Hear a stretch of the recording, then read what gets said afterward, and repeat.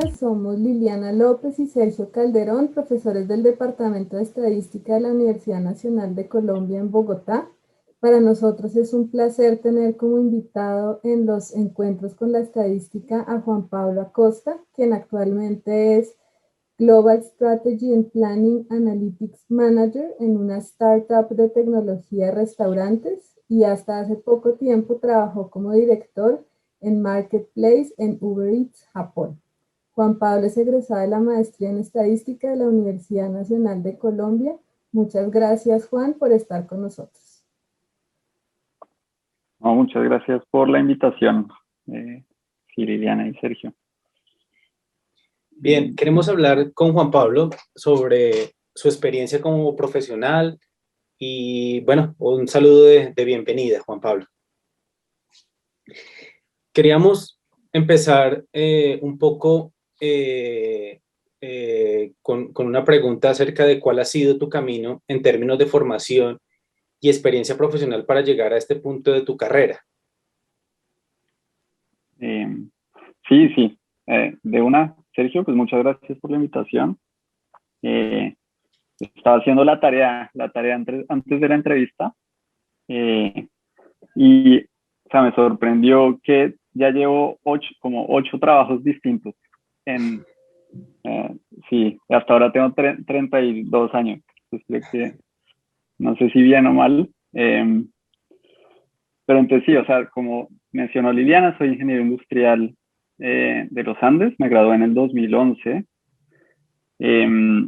Ahí me gustó mucho como estadística y optimización y entré a trabajar a una consultora en la que hacía valoración económica de impactos ambientales. Entonces ahí un poco de regresión lineal, modelos de optimización, como buscando la frontera eficiente. De pronto a alguien le suena el término. Después ahí ya vi que la estadística me gustó mucho, entonces entré a la maestría en la Nacional en el 2013. Ahí ya hice mi tesis con Liliana en identificación genética, pues de genes diferencialmente expresados.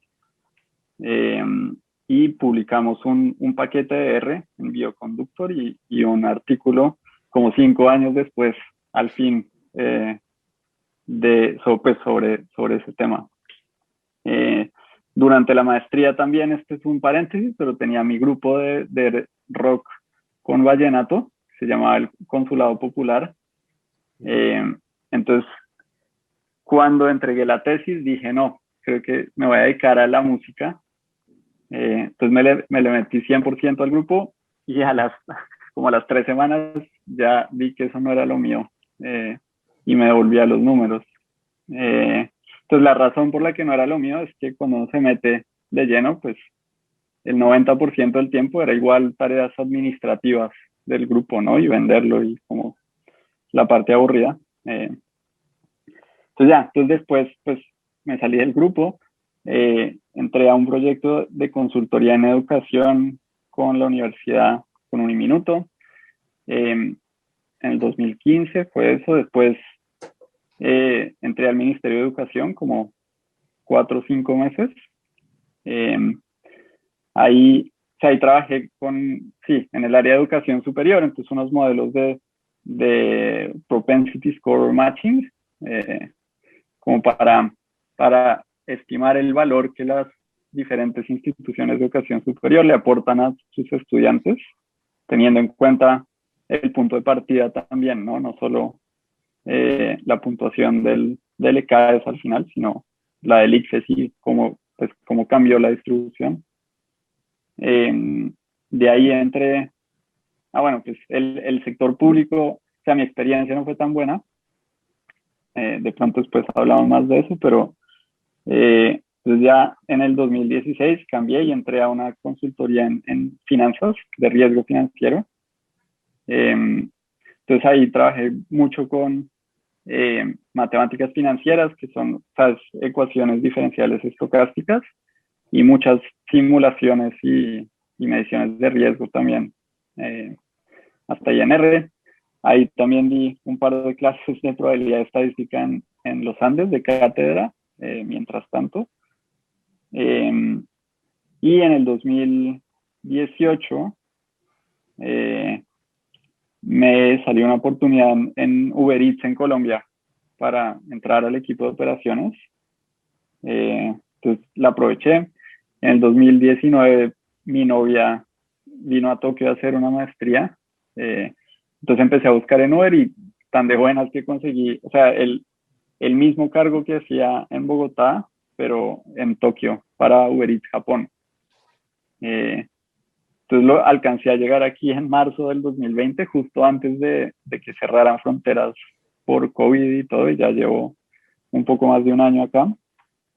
Entonces muy de buenas, o sea, digo muy de buenas porque pasé de Colombia, después vamos a hablar un poquito más qué era el cargo, pero pues en Colombia Rappi es el líder de domicilios, ¿no? Uber Eats estaba, pero ya se fue. Entonces, digamos que el panorama en Bogotá profesional también era un poco gris, mientras en Japón Uber Eats era el único competidor grande cuando llegué y gigante, o sea, sigue siendo el número uno todavía. Entonces sí, pues muy de buenas. Y en diciembre ya, como sí, después de 2 años, como en el mismo cargo y el mismo tema,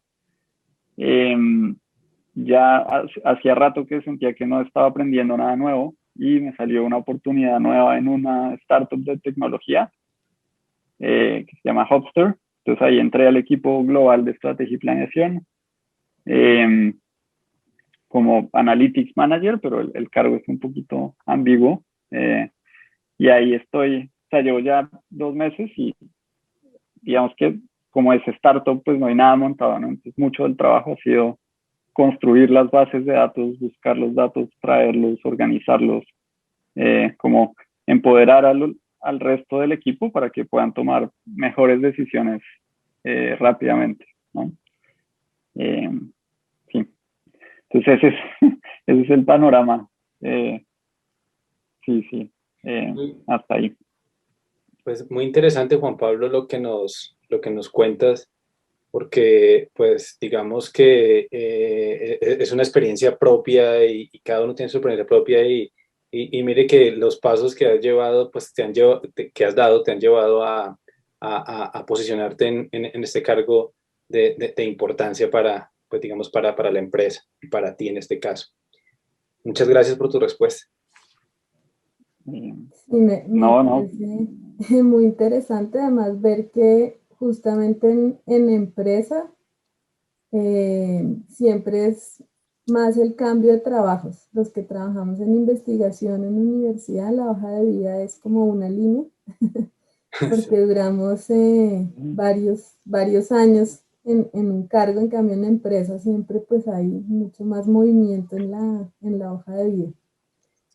Em, Sí, claro. Queríamos saber, digamos, aparte del aporte que esto te da, pues que le da a las empresas tu trabajo en la sociedad, por ejemplo, cuando estabas en Colombia, ahorita que estás en Japón, ¿qué impacto crees que tiene tu trabajo como estadístico o como científico de datos en la gente? Sí. O sea, creo que, mejor dicho, sí creo que tiene un impacto muy grande en la sociedad, pero pues es un impacto que puede ser positivo o negativo, ¿no?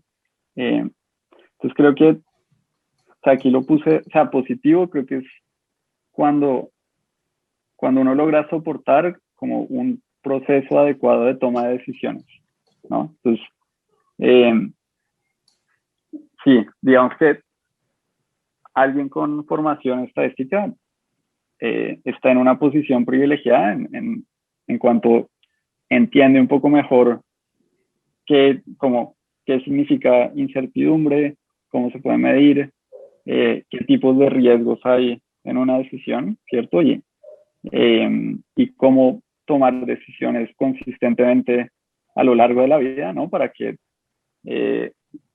la frecuencia con la que uno se equivoca sea baja o esté acotada, ¿no? que es, digamos, o sea, todo el marco de pruebas de hipótesis, error tipo 1, tipo 2, ¿no? Hipótesis nula, y demás, y como basar eso en datos. Pues yo creo que esa parte le puede agregar mucho valor a la sociedad. Ahorita, o sea, en todos los trabajos en los que he estado, obviamente hay trabajos en los que uno puede usar eso más veces que en otros, ¿no? Entonces, digamos, sí, ahorita en Uber Eats o sí, o antes, pues en la consultoría financiera, sobre todo, ahí asesorábamos empresas del sector real, como no financieras, sobre cómo manejar su riesgo de precios. Entonces, por ejemplo, una aerolínea que tiene que comprar combustible de aviación, pues el precio de ese combustible varía en el tiempo dependiendo de la oferta mundial de petróleo y gasolina y etcétera, ¿no? Entonces, ¿cómo hacer para medir ese riesgo? Cómo hacer para controlarlo y para que la aerolínea pues, pueda seguir dedicándose a prestar el servicio de transportar gente, ¿no? Y no tenga que concentrarse en predecir el precio del combustible de aviación. Entonces, sí, digamos que solo medir el riesgo y saber acotarlo ya es un paso grande. Sí, y o sea, yo creo que el otro, o sea, voy a pintar el impacto negativo como positivo, como otro positivo también, cuando uno tiene las herramientas, ¿no? Y es, o sea, coger unos datos y sacar como la conclusión que uno quiere sacar es muy fácil siempre, ¿no? Entonces, eh, sí, digamos que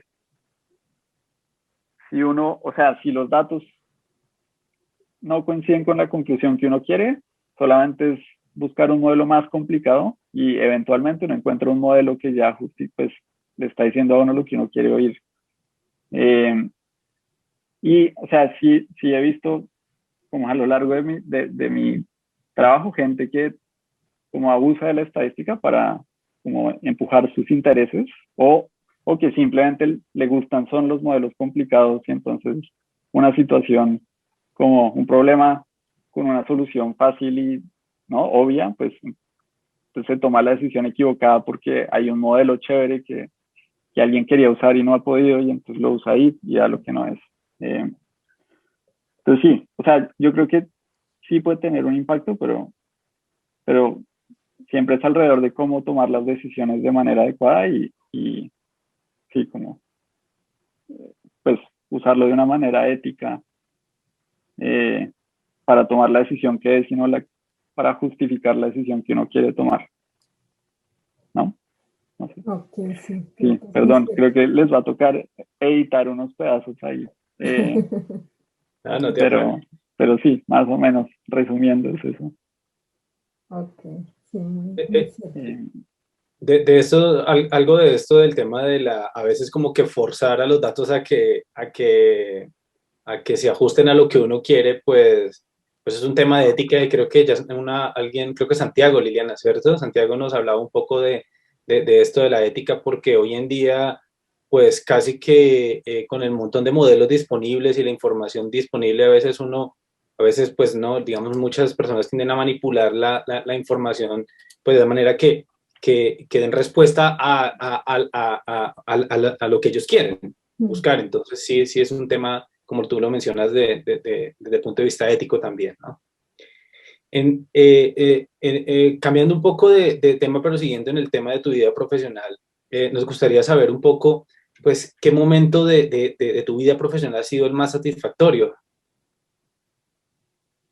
Mm, sí, o sea, sí, buena pregunta y creo que es difícil.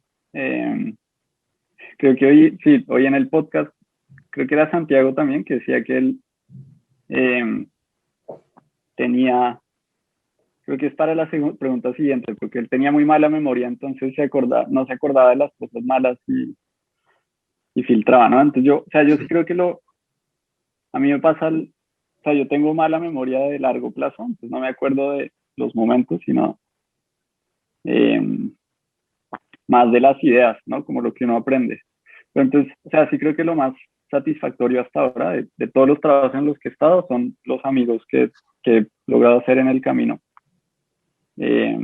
O sea, como vieron, son 8 trabajos distintos, entonces como 8 posibilidades de hacer amigos nuevos que a uno le quedan. Y sobre todo que si uno pasa 8 horas al día, 5 días a la semana en el trabajo, pues tiene mucho sentido optimizar ese tiempo para que esas 8 horas del día también sea entre amigos y no solo trabajando, ¿no? Entonces sí, de lejos los amigos. Yo creo que los otros momentos satisfactorios han sido esos en los que uno encuentra un problema que tiene una solución muy fácil y obvia y de gran impacto, que era solo como parar un momento, analizar la situación y se encuentra la solución, ¿no? A veces no hay ni siquiera se necesita un modelo para pues, responder esas cosas. Pues eso me genera mucho impacto. O sea, digamos que la estadística es muy útil pues en muchas situaciones, pero cuando uno ni siquiera necesita un modelo ni ver datos, sino como que todo tiene sentido, no sé, creo que sí, es buena suerte y la estadística entra a medir el impacto después, ¿no? Como para estar seguro que uno sí tomó la decisión que era. Sí, entonces, o sea, para darle un poquito de detalles, o sea, un ejemplo es con Uber Eats en Japón. Yo estaba a cargo del equipo de Marketplace en Japón que buscábamos mejorar la eficiencia de ese mercado que se arma, ¿no? Entre restaurante, cliente y repartidor. Entonces, cuando llegué en Japón, había como o sea, en horas pico en algunas ciudades, alrededor del 1% de las órdenes no se estaban entregando por alguna razón. Y eso es muy raro. Digamos que normalmente, o sea, y es una mala experiencia para los clientes, ¿no? Y uno le apunta que el 99.9% de las órdenes se entreguen, ¿no? O sea, un 1% es un montón ahí con millones de viajes a la semana, pues es un montón de plata que se pierde, ¿no? Un montón de costos de soporte y demás.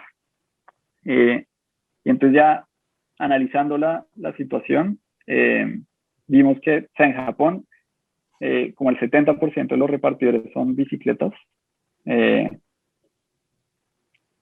eso es diferente a Uber Eats en el resto del mundo. Eso es algo, o sea, en Japón por ley los carros no pueden entregar comida, entonces uno no, y Uber aquí, Uber normal es muy pequeño, y etcétera, pero entonces por Japón 70% son bicicletas.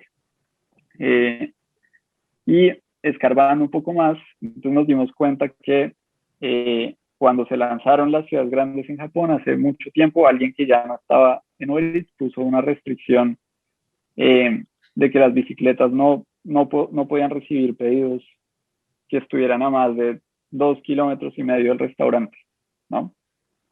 Es que eso, pues sí o no, la bicicleta no puede pedalear tanto, entonces uno no quiere que se canse. Digamos que tiene sentido esa relación, pero entonces ya cuando nos dimos cuenta, entonces graficamos el porcentaje de órdenes no completados y obviamente eso saltaba a los 2,5 kilómetros. No, o sea, estaba clarísimo, no había ni que hacer prueba de hipótesis ni nada, o sea, se veía el salto ahí. Y además también veíamos tickets de soporte de repartidores en bicicleta que no recibían suficientes pedidos, ¿no? En hora pico. Entonces ahí, digamos que se nos prendió el bombillo, entonces alargamos la distancia a 4 kilómetros y ya, o sea, problema resuelto. Al día siguiente ya 99.9% de los pedidos entregados, no más tiquetes de bicicletas de que no recibían suficientes pedidos, ¿no? Y lo que sí hicimos fue monitorear durante un par de meses los tiquetes de soporte de bicicletas diciendo que las distancias eran muy largas, ¿no? Porque no, como teníamos la regla tan apretada antes, pues no teníamos datos sobre cuál habría sido la distancia óptima, en verdad. Y entonces ahí sí vino un poquito, pues un modelo un poco más, o un cálculo un poco más elaborado para ver cuál es como el punto óptimo y en qué zonas. Y ya apretamos un poquito en eso. Pero sí, o sea, yo creo que esos problemas, como si uno escarba y se da cuenta que la solución como que es obvia y está ahí y es fácil, esos sí me dan, creo que sí, son los más satisfactorios hasta ahora. Sí. O sea, siento que las veces que me ha tocado usar un modelo muy complicado para algo, como que nunca quedo tranquilo. O sea, siempre quedo sintiendo que ese modelo, o sea, que tiene algo mal que no he entendido y que hay, sí, eh, sí, como que es más complejo la cuenta. Entonces, A sí, creo veces que va uno, por ahí. a veces uno cree, perdón, no, Juan Pablo, uno cree que buscar una solución bien sofisticada va a ser la mejor solución y a veces únicamente usando, como tú dices, casi que estadística descriptiva encontraste la solución, porque fue montar una solución, fue revisar, hacer una pequeña descripción de lo que estaba pasando y te diste cuenta y era bastante evidente y no necesitaste un modelo para una prueba de hipótesis ni nada complicado para hacerlo. Sí, creo Sí, que sí, tal ese cual. mensaje es bien importante porque también en investigación pasa, ¿no? Los mejores artículos en las mejores revistas, en Nature, en The Lancet, son muy sencillos. Sí. O sea, lo que hacen generalmente es muy sencillo, pero pues justamente a veces es lo más importante. Em, Juan, ahora quisiéramos saber, así como eso te trae satisfacción, ¿qué te ha parecido el momento más difícil en tu vida profesional? Sí, sí. Buena pregunta también. Eh, o sea, he tenido varios y yo creo que eh, o sea, siempre es alrededor de estar trabajando como en un rol en el que ya no estoy aprendiendo nada nuevo, ¿no? Como, eh, sí, digamos, en la consultoría financiera que estaba, eh, el 90% de los clientes, la asesoría era la misma, o sea, la que les conté de la aerolínea, pero pues no es aerolínea, sino exportadores de café y el precio del café, o exportadores de flores y la tasa de cambio. Pero entonces era como, o sea, uno ya tenía la receta y era seguir los pasos, eh, pero sí, entonces yo creo que lo que me da más miedo en la vida es estar como obligado a trabajar en algo en lo que pues que no me gusta o que no aprendo nada nuevo. Eh, Creo que hasta ahora esa también ha sido la razón principal para cambiar de trabajo.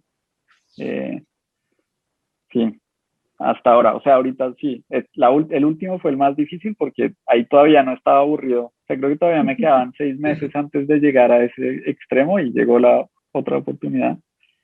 Eh, pero sí, y o sea, sumándole a eso, creo que la peor de todas fue cuando estuve en el Ministerio de Educación, eh, porque o sea, ahí sí estaba aprendiendo cosas nuevas, pero creo que todo el entorno de trabajo estaba como mal configurado.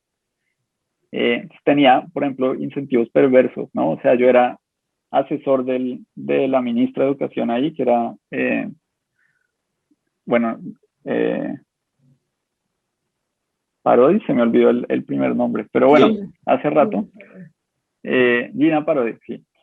Eh, entonces, o sea, en los ministerios hay funcionarios públicos, ¿no? Que tienen ahí, o sea, digamos que tienen su trabajo garantizado Son de hasta carrera. que se retiren, sí, de carrera, y, o sea, esos funcionarios van a estar ahí después de que de que lleguen y se vayan 20 ministros, ¿no? O sea, ellos no, digamos que van a otro ritmo, y cada ministro trae su equipo de asesores externos, entonces yo era uno de esos asesores externos, y el ministro tiene todos los incentivos para mostrar resultados muy rápido para que el presidente no lo cambie a la mitad del periodo, ¿no? Entonces, digamos que el ministro, en este caso de educación, pero los ministros tienen todos los incentivos para como favorecer soluciones de corto plazo que no necesariamente es la mejor solución a largo plazo, ¿no? O sea, todo es para mostrar resultados ya y ya y ya. Y pues los asesores del ministro están en una peor situación porque tienen que encontrar algo que mostrar y además no son los que toman la decisión. O sea, sobre todo uno con formación estadística, digamos, yo siento que intento como ser ético en mi trabajo. Pues me acuerdo con este modelo del valor agregado de las instituciones de educación superior. O sea, yo nunca hablé con Gina para ello, le reportaba como a la viceministra de Educación Superior y demás, pero, o sea, sí me acuerdo que monté el modelo, miré los datos y le faltaban, o sea, yo todavía no estaba contento con el modelo y sabía que faltaban variables importantes, como los supuestos no se cumplían, los residuales no estaban como tenían que estar, ¿no? Todo eso que uno debería ver para poder usar un modelo, no, todavía no estaba. Y eso fue como, o sea, tenía plazo como de 1 o 2 semanas para hacer eso, entonces le presenté los resultados a la viceministra que vivía ocupadísima, entonces tenía 15 minutos un día para oírme. Entonces mi recomendación era como, no, pues hay que hacer estas 10 correcciones al modelo, buscar estos datos y seguir trabajándole. Y pues me acuerdo que la respuesta fue, no, eso no nos sirve, necesitamos algo ya que nos dé un índice para rankear las universidades y poder publicar eso. Y obviamente publicar eso implica después como recursos que se van a unas universidades y no a otras, ¿no? O sea, hay un montón de implicaciones del Ministerio de Educación Nacional, ¿no? Como, pues sí, creo que me pareció muy difícil hacer un trabajo que sí, como le aportara al país a largo plazo con esos incentivos tan mal puestos, ¿no? Y yo no me estoy quejando de la viceministra, o sea, la viceministra y la ministra también, o sea, si ellas o ellos no consiguen resultados a corto plazo, los van a enviar por alguien que sí consiga resultados a corto plazo y esos pueden ser peor que los que ellas conseguirían, ¿no? O sea, es como que así la gente que está ahí sea buena, los incentivos son tan perversos que sí me tocó salirme de ahí muy rápido. Pues sí. Esto no es, sí, o sea, nuevamente, la gente con la que trabajé, estoy segura que eran buenas personas queriendo hacer, como tener impacto bueno, o sea, nunca vi como nada poco ético, pero sí, los incentivos están tan mal puestos que no. Sí, entonces creo que ese fue un momento bien difícil en mi vida profesional, como lidiar con eso y no, sí, como no ceder, o sea, ese modelo al final no lo usamos porque pues no se podía usar, pero pues sí, mi carrera en el sector público fue bien corta. Sí. Sí, lo conocemos como el tema de la gobernabilidad que uno tiene sobre las cosas en el sector público, a veces hacen que uno sienta como impotencia. Tal vez es como Mm, la situación en la que estabas ahí. Ok. sí. Pero entonces sí, o sea, digamos, a partir de ahí creo que, o sea, mi resumen de las dos últimas preguntas sí sería escoger muy bien uno o sea, dónde trabaja y con quién.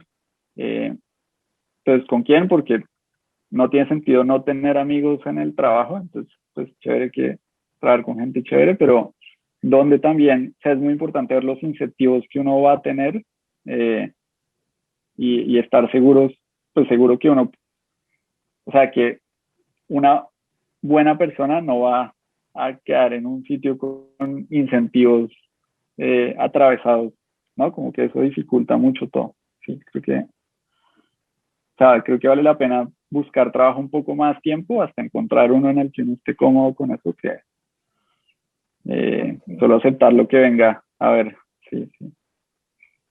Pero yo he visto, pues digamos, un poco a veces hablando con egresados, pues no solo anteriores, sino recientes, Normalmente en estadística pasa mucho eso, o sea, los egresados empiezan a buscar, digamos, trabajos y por el motivo que sea, como que siempre están buscando algo que los llene, que los llene completamente y por eso van, digamos, en muchas ocasiones, ellos mismos buscan el cambio, no es que, bueno, se acabó aquí el trabajo y no sé qué dicen más, me sacaron, pues eso seguramente pasa, pero es muy rara la vez que pasa y casi siempre es buscando un espacio donde ellos se sientan cómodos y se sientan satisfechos en su trabajo, se sientan, como tú lo dices, con ganas de, digamos, que cada vez aprendan más. Eso pues yo he notado mucha esa familiaridad, esa particularidad con los egresados. Sí, Bien, total. Juan. O sea, también ayuda que hay poca oferta de estadísticos y mucha demanda, ¿no? Entonces, como Sí. digamos que encontrar opciones es fácil, uno sí puede darse el lujo de escoger un poco mejor. Bien, sí. Ya, digamos, nos gustaría por último conocer, pues dentro de lo que tú has notado en la empresa privada, ¿qué cualidades debería tener un estadístico para trabajar en una empresa, pues como las que tú has trabajado o en general en la empresa privada? Sí, claro, muy buena pregunta. O sea, y sí creo que esto es, o sea, sí, digamos que mi respuesta creo que si me hubieran hecho la misma pregunta hace 5 años o 3 trabajos, de pronto habría contestado distinto. Eh, entonces sí creo, o sea, creo que la más importante para mí es saber comunicar bien las cosas. Pues lo digo, digamos que en verdad, o sea, en mis trabajos en el sector privado, no hay mucha gente que entienda, pues que sepa estadística y que le guste ni matemáticas ni programación, ¿no? O sea, eso es como, en verdad somos pocos. Eh, y eso o sea, eso pone a los estadísticos en una situación privilegiada, pero con responsabilidad adicional también, ¿no? Eh, entonces, o sea, digamos que muchas veces el estadístico es el único que entiende como las limitaciones de un modelo, la calidad de los datos, ¿no? Como las implicaciones de lo que hay detrás del modelo y la recomendación. Pero muy pocas veces el estadístico es el que toma la decisión, ¿no? Siempre, o sea, normalmente uno hace el análisis y le reporta los resultados a alguien que después va a tomar la decisión, ¿no? Y entonces, la mayoría de las veces esa persona que toma la decisión pues no estudia estadística, no sabe qué es una prueba de hipótesis, de pronto se sabe la definición de significancia, pero en verdad no, o sea, no le entienden. Digamos que, o sea, yo en la Universidad de Ingeniería vi probabilidad y estadística 1, 2, modelos probabilísticos, regresión lineal, un montón de cosas y cuando hice la maestría y vi teoría de probabilidad caí en cuenta que no había entendido lo que era una prueba de hipótesis y una probabilidad y un estimador, sino hasta la maestría, ¿no? O sea, como en verdad lo que implica, todo lo que tiene detrás. Entonces, o sea, sí creo que para que un estadístico pueda tener impacto y trabajar en empresa privada, o sea, si sabe comunicar muy bien cuáles fueron los resultados del análisis y cuál es la mejor decisión soportada por los datos y los riesgos asociados. O sea, creo que eso es lo más importante.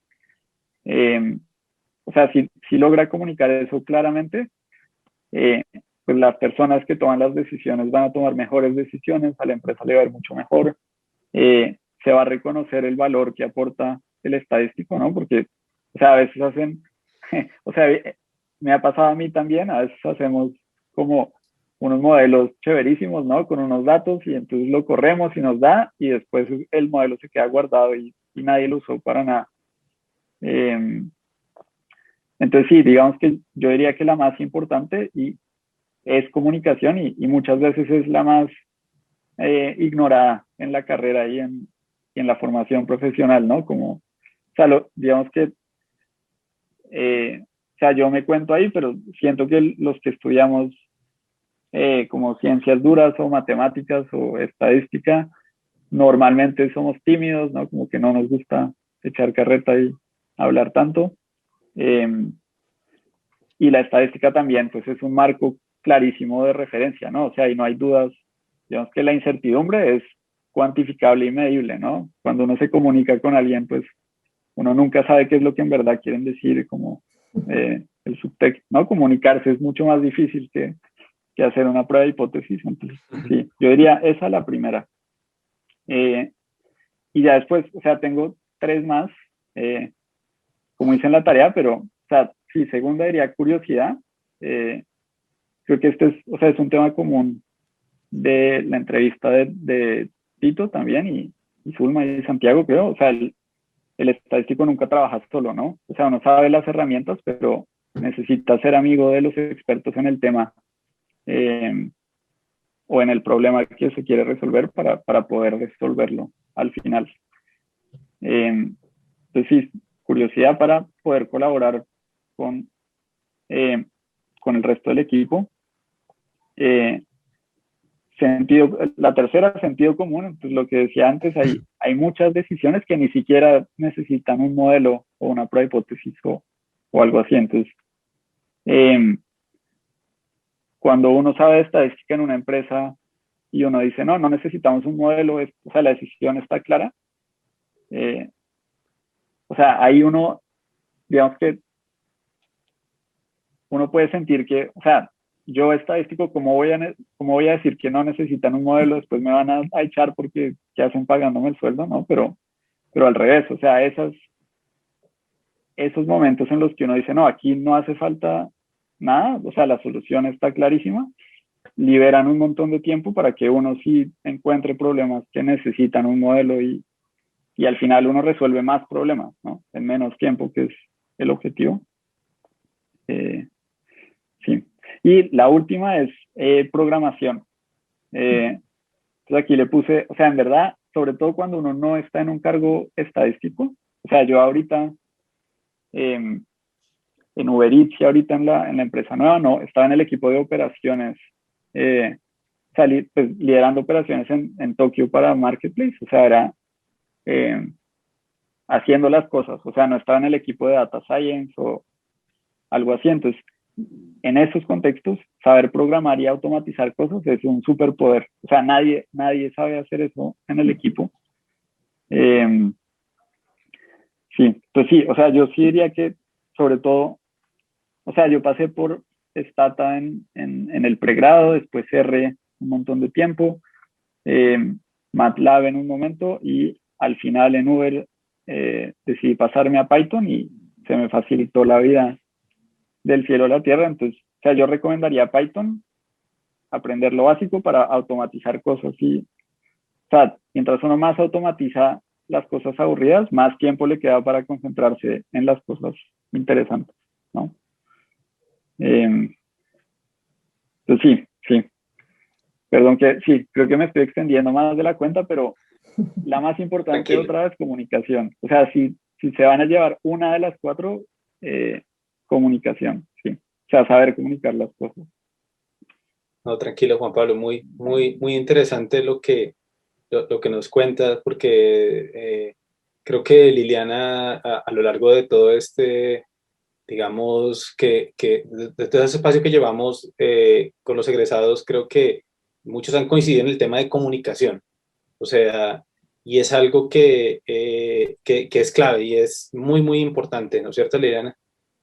Sí, creo que todos los consejos son muy importantes y lo que también Sergio siempre dice, nosotros mismos como profesores también nos damos cuenta que a los egresados les falta algo y seguramente en comunicación es donde más les falta.